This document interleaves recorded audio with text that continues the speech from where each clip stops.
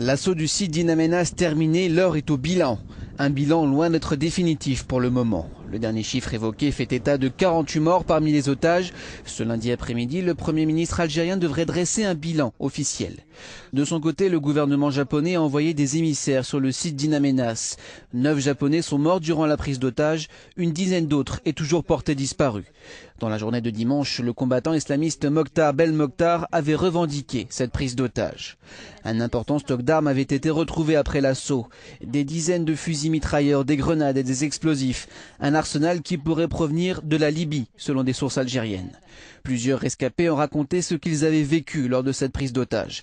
C'est le cas du Britannique Alan Wright. Il explique qu'à aucun moment, lui et les autres ne comprenaient ce qui se passait à l'extérieur de l'usine. Là, vous vous mettez à penser que vous avez fait la plus grande erreur de votre vie.